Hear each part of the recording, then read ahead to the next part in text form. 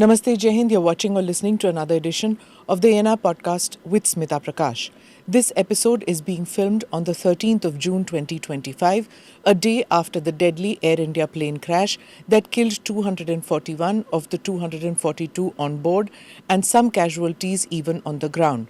Our deepest condolences to the families who are coping with the loss of their loved ones. While our TV screens are bringing home the devastation of the crash, the backstories of the victims, another event took place last night. Israel launched deadly strikes on Iran. This was the first that the world heard, along with the visuals of the explosions in Tehran. The tweet said IDF has launched a preemptive, precise, combined offensive to strike Iran's nuclear program. Dozens of IAF, that is the Israel Air Force, jets completed the first stage that included strikes on dozens of military targets, including nuclear targets in different areas of Iran. Today, Iran is closer than ever to obtaining a nuclear weapon. Weapons of mass destruction in the hands of the Iranian regime are an existential threat to the state of Israel and to the wider world. The state of Israel has no choice but to fulfill the obligation to act in defense of its citizens and will continue to do so everywhere it is required to do so, as we have done in the past. To explain the situation better to us, we have in the studio Israel's ambassador to India, Reuven Azar. He served in a paratroopers brigade of the IDF.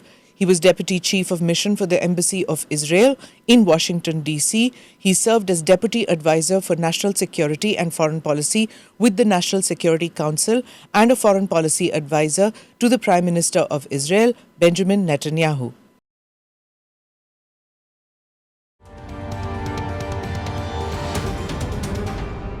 Ambassador Azar, thank you so much for coming on the podcast today. Thank you, Smita. I just introduced the show and I said that we're recording this on the 13th, the day after the Air India crash, and overnight strikes by Israel on Iran. So these are stressful times, and I deeply appreciate, Ishan and I deeply appreciate that you've taken time out and you've come on the podcast today. So I'll hand the floor over to you so that you can tell us about the strikes. Thank you, Smita. Thank you, Ishan. First of all, I would like to extend my condolences and the condolences of the Israeli people. All our leaders have been attentive to this terrible disaster with the airplane that caused so many loss of life. So we wish speedy recovery for those who survived. Not many have survived, but those who survived. And we stand with the Indian people at this difficult time. Thank you. Now, we took action. Well, it's an existential threat to the people of Israel. To the people of Israel, to Israel, to the existence of Israel, because the leaders of Iran have not only sworn to destroy the state of Israel time and again, including this month by their leader himself, but also have developed various ways of making sure that this happens. The first and the most imminent threat that we are acting against now is the threat of a nuclear-armed Iran. And they have been doing two things in the context of the nuclear military threat. They have been doing experiments to create a nuclear warhead. As you know, probably the audience heard that Iran has been having an illicit military nuclear program for many years, and they have been accumulating enriched uranium. In the last few months, they actually have speeded up the pace of enriched uranium, and now they have enriched uranium for 9 nuclear bombs. But what actually triggered this in the more immediate context is the fact that there was a clandestine group that has been working on actually assembling the nuclear weapon on a ballistic missile. Okay? So that would create a situation in which Israel could be attacked by nuclear ballistic missiles, thousands of them. And we are a state just half the size of Haryana or the size of Mizoram. Okay, this is for us is something that we cannot bear. We have seen also that the IAEA has determined that Iran actually has breached the safeguards agreement, has been conducting illicit and undeclared nuclear activity outside of the scope of what they have been agreeing to abide under the umbrella of the Non-Proliferation Treaty. So this was the first thing that we did. The second threat that we are working against is the threat of ballistic missiles. Because as you know, Israel is pretty small. The Iranians have attacked us with a barrage of 300 ballistic missiles in April this year, in October last year. I think even as we are recording this, there are unconfirmed reports that missile strike is imminent on Israel now. There's actually a confirmed report that more than 100 drones have been launched from Iranian territory towards Israel. This will take about 7 hours to get into Israel. Probably it will be combined with a strike of ballistic missiles like they did last April or even more. So we are in a situation that not only Iran has accumulated thousands of ballistic missiles, but it had a program. According to intelligence we gathered, it was corroborated by our allies to build 10,000 ballistic missiles in the next 3 years and 20,000 ballistic missiles in the next 6 years. So any country, not only Israel, but any country in the region and actually in the world would be under a threat of a radical regime that is equipped with thousands of ballistic missiles carrying 1-ton payload each, that could even actually be armed with a nuclear weapon. Okay. We are defending ourselves by defending ourselves, we are basically defending the world from this terrible regime that actually is committed to destroy us. Now, I talked about two aspects. There is also a third aspect of their plan to destroy us, and that is their proxy war. As you know, in the last 18 months, we've been dealing with attacks from Iranian proxies like Hezbollah that accumulated 150,000 missiles, like their militias in Iran, in Syria, in Yemen, etc., Hamas. So that proxy threat was mostly dealt with, and now we are dealing with the heart of the most dangerous program of weapons of mass destruction. So Operation Rising Lion. So this podcast, let's restrict it, that conversation, because we have limited time with you. Ambassador, quick clarification on your opening statement. So the immediate intelligence you're saying is that Israel found out that a clandestine unit of the Iranian IRGC, or whichever the equivalent is over there that handles with tactical nuclear weapons, they were in the process of pairing a nuclear warhead with a ballistic missile? Yes. Then that is something that happened overnight, that you received this intelligence? No, this has been happening in the last few months, and we got to the conclusion that we cannot wait anymore, and we have to prepare the grounds. Look, the Iranians have been stalling for time for many years. Okay, they've been conducting negotiations with the international community, and actually they have been as you know, they have been conducting negotiations with the United States in the last few months, and while doing that, they were arming a nuclear weapon. So we got to the conclusion, this is an Israeli operation, but we are fully coordinated with the United States. And the United States knows this information and therefore took precautions, as you probably saw, of taking their personnel out of bases around the Middle East. And so the information, obviously this is an active event, information is coming by the minute of the Israeli strikes over here. What nuclear installations or ballistic missile installations has Israel targeted? We have information about, recently the IDF just posted about basically a leadership decapitation of their IRGC, Yeah, this is the one that we have. We can now confirm that the Chief of Staff of the Iranian Armed Forces, commander of the IRGC, and the commander of Iran's emergency command were all eliminated in the Israeli strikes across Iran by more than 200 fighter jets. These are 3 ruthless mass murderers with international blood on their hands. The world is a better place without them. This was at 10:35 Indian Standard Time today. And we are recording this at about 11 a.m. Yes, so we have actually back. confirmation that we have managed to strike the elite command and control of the Iranian army and the Iranian Revolutionary Guards. These are the people that are in charge of this aggressive campaign to eliminate the State of Israel, and therefore they had to pay the initial price. This is, of course, also intended in order to disturb their capability to continue attacking us. As we said before, there's already a barrage of drones coming on the way to Israel. Probably this is a beginning. This is going to continue, but we are determined. So and we have prepared ourselves for their retaliation. What about the nuclear sites? Have there been attacks over there? I know that the Prime Minister in his statement said that Natanz was the one enrichment site that was targeted. Were there others? Well, there are many sites in Iran that are connected to the nuclear program. At this point, we are not disclosing exactly what we are doing, but we are, as I said, we are determined to take out this danger because it's an imminent danger on our existence. So when you say that, you are specifically saying that these commanders have been taken down, which means that either their residential quarters were hit, so you know exactly that these guys are down, or else there were people already inside Iran who conducted these targeted strikes. There assassinations, or was there just a bombing? What happened? Well, Smita, as you know, this is a threat that has been building up for many years, and therefore Israel has taken a lot of precaution, preparing not only our home front, but also gathering intelligence regarding these criminals. Okay, so we had very good intelligence regarding different locations of their command and control, and we took the necessary measures in order to try to create a situation in which this threat is neutralized in an optimal way, of course, without causing unnecessary casualties. Ambassador, is it air assault as well as ground assault at this stage? It's the first round of strikes which have happened till 11 a.m. in the morning. IST. Well, the only thing I can confirm right now is our Air Force, 200 jet fighters from our Air Force participated in this attack. But there will be more strikes. Well, we cannot predict what will happen in the future. We hope that the Iranians get the message. They haven't been getting the message. They think that they can continue with this campaign to destroy us.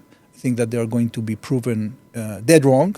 And if they continue retaliating, probably, you are going to see a continuation of our strikes. This imminent warhead pairing of Iran, was this intelligence shared with your United States counterparts? Yes. Okay. Were they involved in this operation in any way? No. Even though there have been denials, but President Trump was told about it? Yes. Okay. And don't you think that with this attack, now American bases in the region are fair game for Iran? Well, it's completely up to the Iranians. I think that if they continue their aggression, they would bear results. At this point in time, Israel has taken precise action to defend itself. And if the Iranians decide to escalate, they will have to deal with the consequences. So this tweet by a Fox News reporter, he says, President Trump said that Iran cannot have a nuclear bomb and we are hoping to get back to the negotiating table. We will see there are several people in leadership that will not be coming back. Clearly what you said. Then it says President Trump has spoken with PM Netanyahu several times in recent days. The Trump administration reached out to at least one key Middle Eastern ally to acknowledge that the strike was going to happen. So which means, like you said, that they were aware of it. But he says that the president is looking to see if there is a retaliation. CENTCOM is on high alert. The US will defend. And then it says that he hopes that Iran gets to the negotiating table. The US has replenished the Iron Dome missiles in recent weeks, according to administration officials. Now, this is source-based. Yeah, this tweet was by Fox News' defense reporter. And she's essentially quoting what Brett Baer, one of their hosts, so I want to give Trump. the context to your audience. Look, following the Abraham Accords, Israel has actually intensified our coordination with the American forces, with the command of CENTCOM. And we are monitoring the skies of the Middle East on a day-to-day basis in order to deal with threats. We are highly coordinated with them and with other partners in the region in order to defend the skies of the Middle East. In addition to that, of course, as a result of our action, there is a situation of alert, and people are taking precautions because they don't know how Iran is going to retaliate. But we are prepared for any scenario. Israel is prepared, and I'm sure that our allies are prepared as well. So, Ambassador, to get it clear, the strike on Iran, America had no role to play, but the defense of Israel and the Middle East, if there is an attack by Iran, the US will play a role? Well, we'll have to wait and see. At this point, we've seen in the past that when Iran attacked Israel in a massive way, we've seen cooperation between the air defenses of the players in the region. This might occur in this time as well. But when missiles are being provided to and replenishment, as I said, for the Iron Dome, isn't that cooperating militarily? We have very good cooperation with the United States. We, as you probably know, are producing Iron Dome in Israel, but we are also producing Iron Dome on U.S. soil. And replenishing is something that usually allies do. With this sort of preemptive strike by Israel, have doors for any negotiation with Iran shut completely?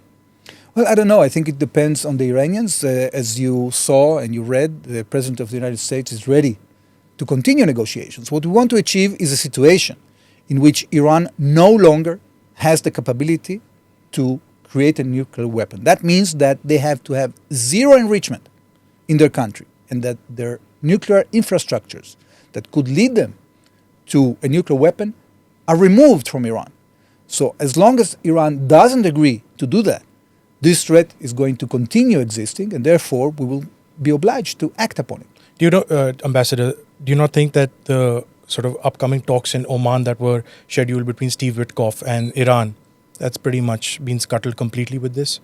Well, it depends. As I said, if Iran complies with the demand of the international community and renounces the enrichment cycle, what Iran did is actually it abused the assistance it got from the IAEA, and it cheated the agreement that it was part of. So when a country cheats, they don't longer deserve the right to enrich. And this is what we have been arguing. Now, in the report that was released a few weeks back, and actually a resolution that was adopted only yesterday, that was supported by the majority of the international community, it was determined that Iran has breached the safeguard agreement. It means that they cannot any longer enjoy from the rights that they have as part of that agreement. And that means that they have to renounce the nuclear enrichment cycle, and that means that if they agree to that, there is indeed room for negotiation. How do you respond to the Iranian claim that the IAEA has been completely politicized, and that this resolution that was passed against Iran was essentially, the writing was on the wall even before the resolution was tabled? Well, that's nonsense, because they were got red-handed. So they know that they cheated, and the IAEA exposed it. What was the threshold, Ambassador, that Iran crossed that led to this strike? What was the threshold, and when was that crossed for this strike? Two, is it a preemptive strike? Is it something, or is it a provocative strike? How would you term this? Well, first of all, as I said, the Iranians have accelerated their activity in the context of assembling a warhead, a nuclear weapon, okay, with the enriched uranium that they had and with the ballistic missiles they have developed. Now, of course, this is preemptive. Less than 100 years ago, the world decided not to preempt Adolf Hitler and Nazi Germany. And the result was the worst war in the history of humankind, in which 60 million people died, including 6 million of our people, a third of our people. We are not going to stay put when a radical Islamist regime declares that wants to annihilate us and develops the weapons to execute the plan. We're not going to stand idle by. We are going to act. And this is what we're doing now. And what was the intelligence, if you can share that? When did you get to know that the pairing of the nuclear devices happened, and that is where Iran crossed the limit?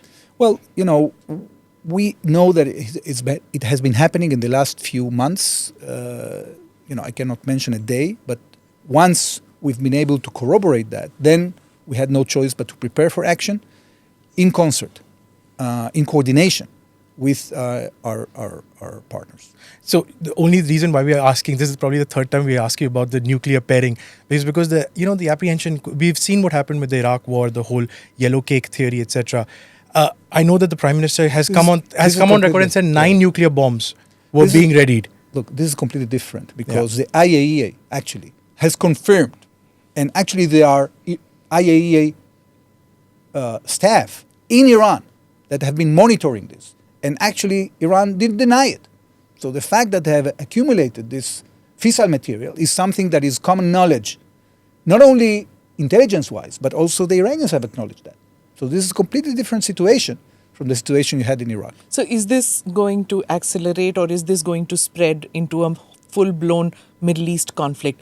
who are Iran's supporters that you think are going to aid Iran if Iran strikes? And I think it's quite obvious that Iran is going to try and strike you.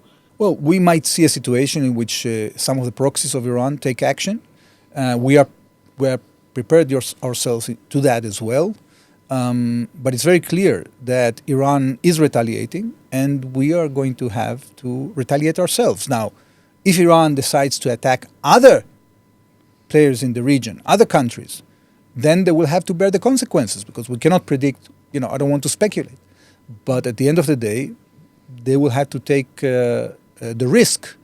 If they decide to do that, I think it would be detrimental to their interests, but that's their business. When you say proxies, which countries do you mean? Yemen? Well, as you know, we've been having a seventh front war. Iran has been trying to create a ring of fire around Israel. Yes. It equipped Hezbollah with missiles, with factories of missiles, with technology, with training, with finance. It has done the same with militias in Syria that now have been defeated by the Julani regime. They have been doing that in Iraq with the Shiite militias there that have been threatening the American forces. They have been doing that with Houthis in Yemen, and they have actually exported factories of production of missiles underground in the Houthi areas in Yemen. They have been supplying Hamas and the Palestinian Islamic Jihad in Gaza, in Judea and Samaria, in the West Bank. So in all these fronts, Israel has been attacked, and we've been dealing with that. So fortunately, we've been able to stabilize the situation in Lebanon, and finally Lebanon has a path forward with a new government, and Hezbollah now is more restrained. We have a change in the situation in Syria. I think this is a great prospect for the Middle East, because you have two Arab countries that were actually controlled by Iran, that now are back in the Arab world. Okay, we still have a substantive challenge with Ambassador, for this Yemen. Operation Rising Lion, is there a kind of a coalition, or are you in touch and with other Arab countries? Is this a coalition against Iran at work right now, with military attacks on Iran as well as coercive diplomatic impact on Iran? Well, Israel is taking action by itself to defend itself. At the same time, what is happening is that following the Abraham Accords, we have a situation in which we have much higher coordination with countries in the region in monitoring the skies of the Middle East and defending ourselves against threats coming from Iran and its proxies. And that's the reason why we've been able to cope so successfully with the biggest barrage of ballistic missiles fired ever in the history of the world that happened back in April. And so the help and the assistance of our partners is important. And this is, yes, you can say it's a coalition. It's not an official coalition. Israel is not fighting together with a coalition at this point. Israel is acting alone to defend itself against an existential threat against it. I just want to expand what my editor talked about, possibility of a wider conflagration in the region. You see, one of the people that the IDF has targeted is Bagheri, the chief of staff. Mm-hmm. Now, a couple of years ago, he was the US has also alleged that he was part of a unit in the Crimea that was giving assistance to the Russians in launching drone strikes against Ukraine. Mm-hmm. Now, I know that Russia and China also abstained from the IAEA sort of the resolution against Iran. Are we now closer to World War III with this action? That's my question. Well, again, I don't want to speculate. I think that we are taking a limited action in order to defend ourselves. It's completely up to other countries to decide whether they want to get involved. I don't think that any of them have insinuated at this point that they want to be part of this military conflict. So I think I wouldn't go that far. Mm-hmm. Steve Witkoff, I think, had written an article in Axios a day ago or so, where he said that Israel must be prepared for a mass casualty event because Iran may escalate as well and throw everything at you. Now, are you ready for a situation like that? Yes. Ambassador, how do you defend? You were saying that it's a preemptive strike, it's a defensive strike that you have written, but you have said, but then there's a perception that Israel is the aggressor. How do you deal with that narrative? A perception by whom? So in the social media sphere, in a large part of Israelis in America, they write about And it. a large part of the Muslim world as A well large part considers. Well, They I don't haven't see seen, Israel. I've seen the responses following what happened tonight. I think that many countries are responding in a very responsible way. Of course, they're in a situation of alarm and concern, but they haven't delegitimized our right for self-defense. I think the fact that we have shared intelligence, both with the IAEA and with other Western powers and other friends, people understand the ferocity and the radicalism coming from Iran, the fact that they have been doing all these activities to destroy us, and I haven't seen condemnation so far. We are, of course, in touch with the Indian government as well, and we are coordinating briefs to our colleagues in order to present them with both the information we have and the action that we've taken. I think that Israel has been acting very responsibly because we've been postponing this military action for a very long time. Iran has been given many, many chances to retract from this policy. They have been sanctioned, they have been negotiating with. We have seen many, many attempts by different countries in the world to try to divert Iran from this line of action.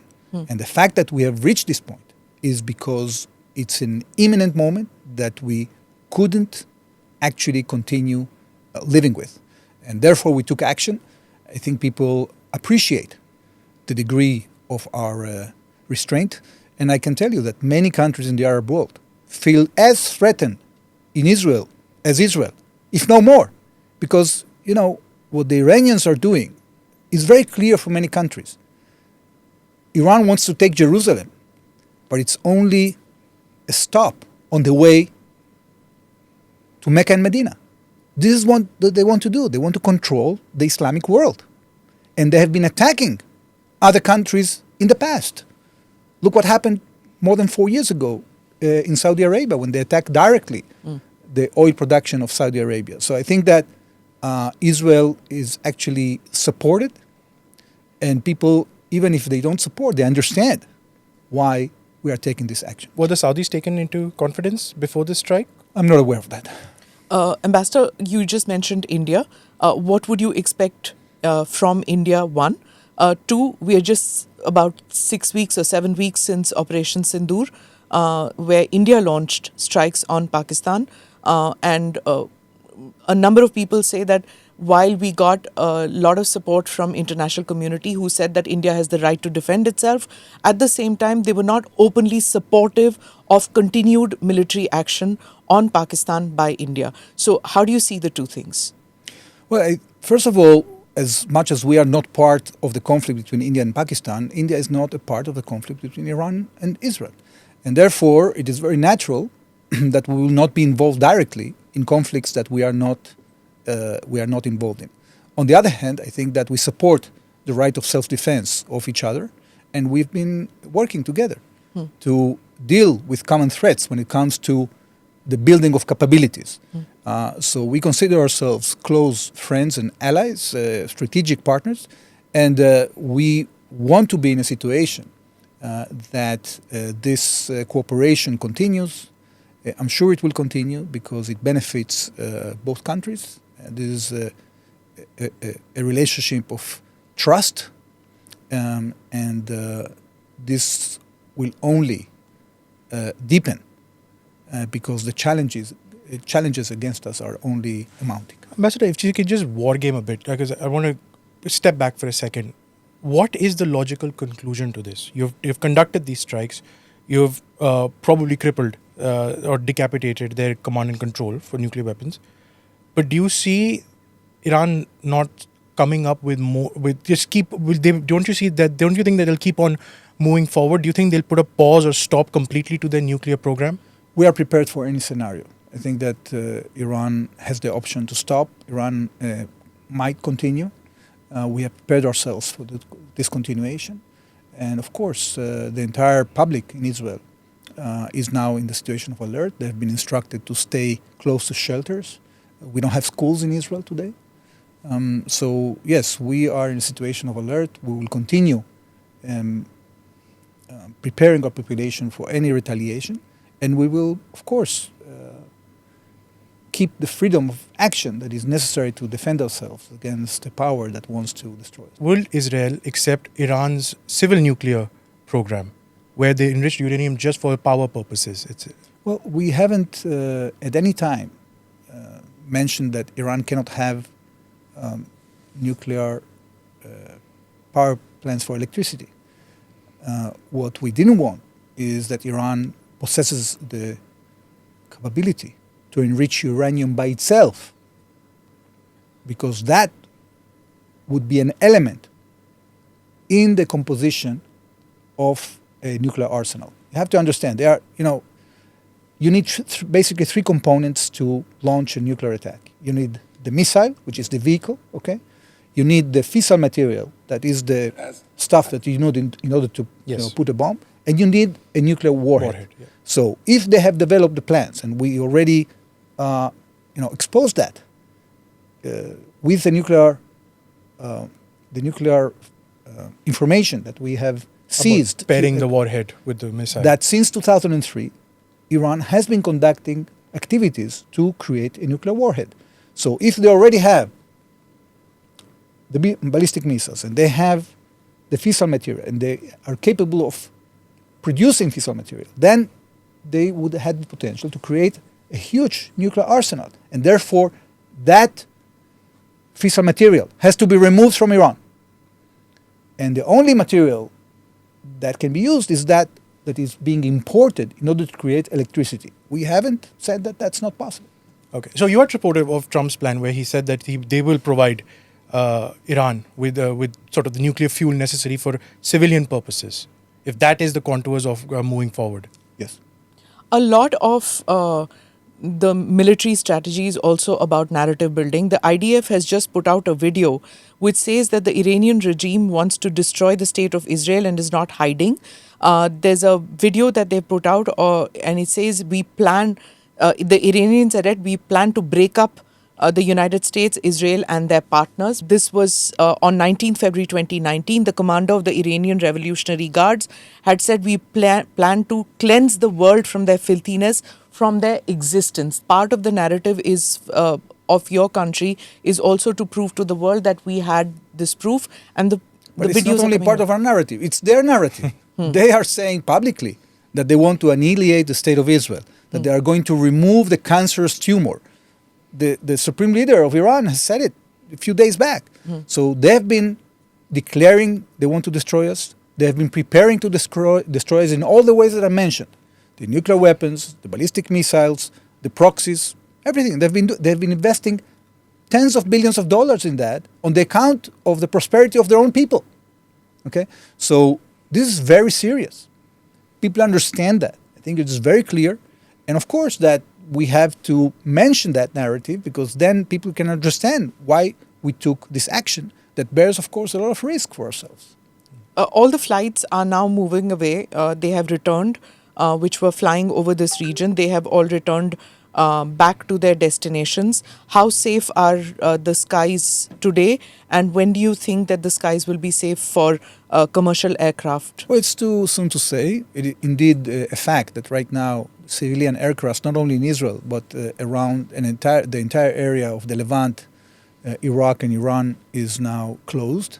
And we don't know yet when this will be opened. It depends on the continuation of the hostilities. El Al flight to Tel Aviv has also returned to Ben Gurion is closed right now for civilian flights. Okay, so you do expect this to, is there a time frame? I'm not asking you when, but there is a time frame when you think that this operation is not going to be a long-lasting operation. I don't know. I think that there is potential for prolongation if the Iranians continue retaliating. Till they come to the negotiating table, or is it that you want to level the ground there? There is not such a thing as leveling the ground. We are acting militarily in order to neutralize military threats, not to level the ground of any country. But military threats in the sense of installations or people or their ability to hit back in any manner?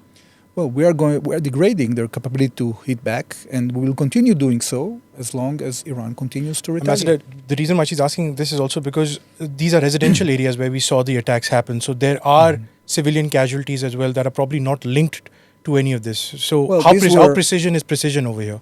Well, it's quite precise. If you could see the pictures, you would see that there were very, very specific flats that were hit Yes. in buildings, and there weren't entire buildings that were brought down. So it means that the action is very precise. So those were brought down by missiles, like your 2,000 kilometers? By our Air Force. Okay. So not by somebody, a gunman who went out there and blew I don't something know. up? You cannot confirm? Operation I can Focus. confirm that our Air Force has been active there, yes. Okay. Ambassador, how do you respond to the sort of Iranian allegation that they have no option but to enrich uranium and get a nuclear bomb? Because all the promises that were made to them, whether the Iran nuclear deal or the sort of various European deals as well they have for trade, sanctions, etc., they are routinely sort of broken by Western powers. And so therefore, this nuclear weapon is a sort of deterrence for them. How do you respond to that allegation? They have to do it. They have no option. Well, first of all, they started this nuclear program years before all what you're saying has been developing. So we already know that even before the American invasion to Iraq, they had a very active nuclear program, which they freezed when the United States invaded Iraq. And we have seen in multiple occasions their clandestine activities, regardless of any threat. So this is completely baseless. It doesn't have any basis, and we know that Iran has a declared policy of annihilating the state of Israel and building the weapons to achieve that. They want regional hegemony. They have been taking over, following the so-called Arab Spring in 2011. They've been taking over 4 Arab capitals. That wasn't because they feel threatened from Europe or the United States. Okay? They have an aggressive, radical ideology of hegemony, of military occupation, of proliferation of weapons of mass destruction, of creation of weapons of mass destruction.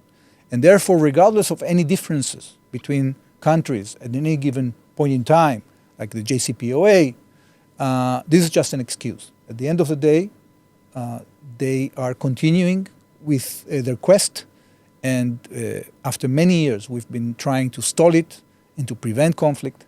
They left us with no choice. So it's not just nuclear facilities which are being targeted, it's military targets as well, right?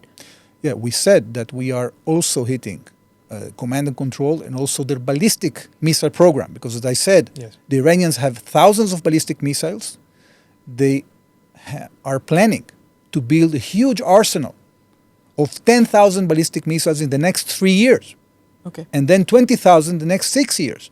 So that would constitute an existential threat for Israel, because imagine, take a country that is as small as Mizoram or half of Haryana, that is being hit by thousands of ballistic missiles that bear 1 ton of TNT each, even without a nuclear weapon. That is devastating. And therefore, we had to deal with that as well. Back in Israel, is there complete support for this? Because domestic implications, you're a democracy. So like we are a democracy. So here too, the people have to be brought on board. All political parties have to be brought on board.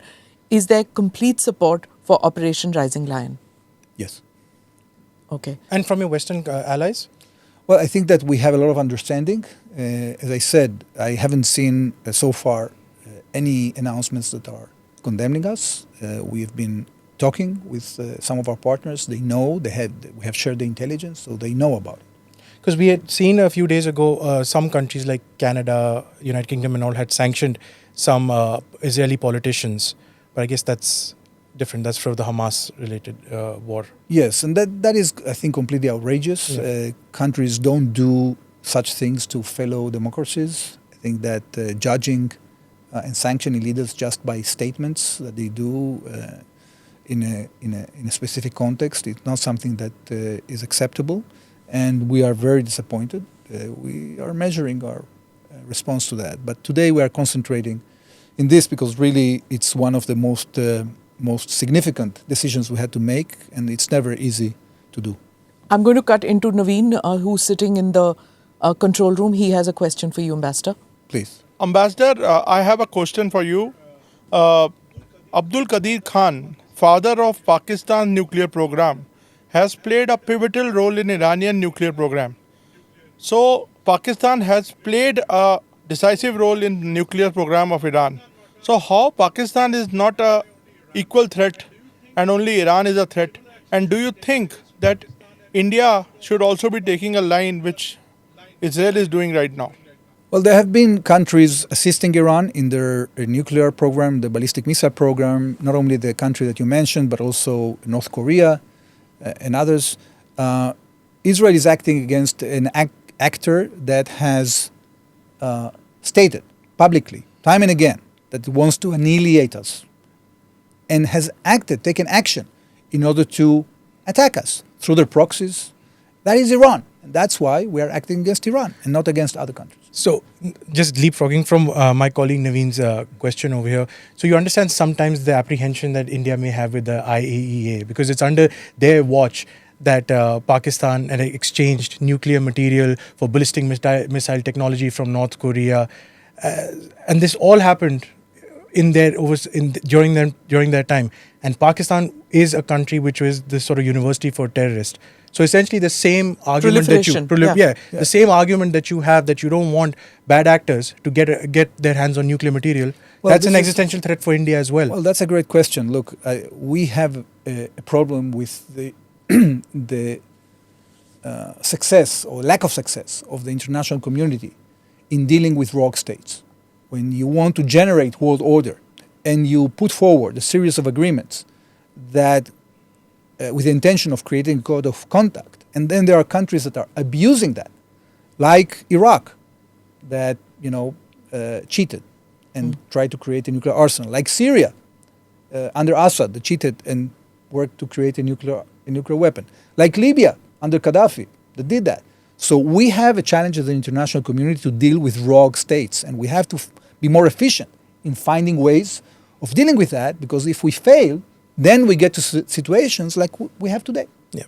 And the Ministry of External Affairs of India has issued a statement, even as we are recording this, in which it says it stands ready to extend all possible support and ask for de-escalation. I guess these are standard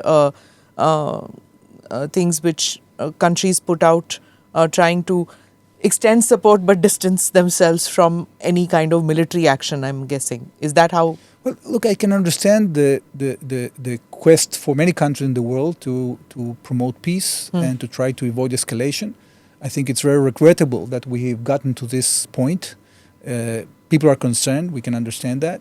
But I think that they also understand us and our right for self-defense. And therefore, as I said, I haven't seen condemnations from so our last friends, question, at least. because Yes. I believe you have to leave. Yes. The last question, if Iran has crossed that nuclear threshold, do we expect your country to test an atomic device in the coming few days?